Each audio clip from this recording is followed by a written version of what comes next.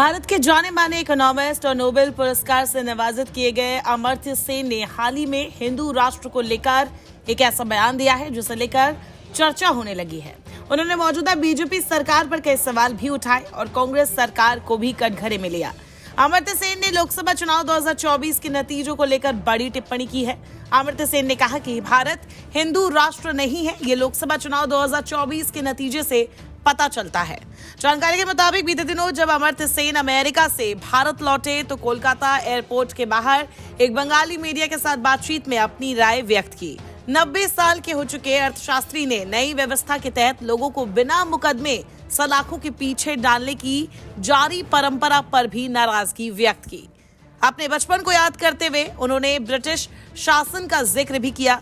कहा कि जब देश विदेशी हुकूमत के अधीन था तब लोगों को बिना सुनवाई जेल भेज दिया जाता था। अमर्त्य सेन ने कहा कि उनके कई चाचा और कई चचेरे भाइयों को ऐसे ही जेल भेज दिया गया था। कहा कि उम्मीद थी कि देश इससे बाहर निकल पाएगा, लेकिन ये बंद नहीं हुआ। कांग्रेस भी इस बात की दोषी है, उन्होंने इसमें कोई बदलाव नहीं किया। हालांकि सेन ने यह माना कि मौजूदा सरकार में ये ज्यादा चलन में है। आगे कहा कि देश की असली पहचान को नजरअंदाज करने का प्रयास हुआ।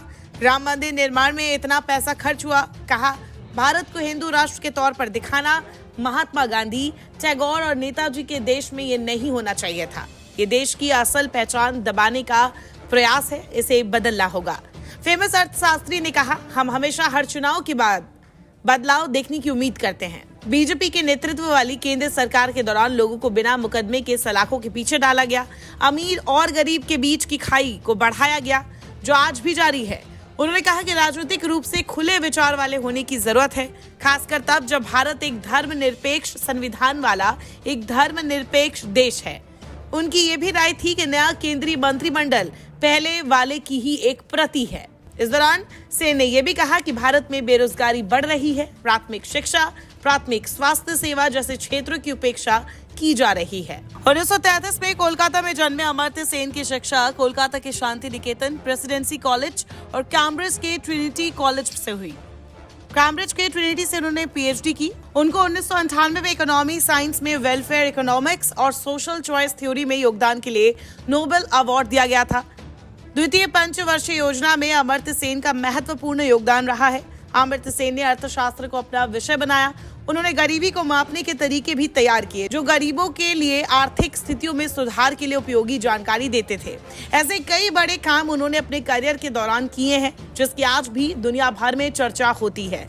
अमर्त्य सेन इस समय हार्वर्ड यूनिवर्सिटी में प्रोफेसर है।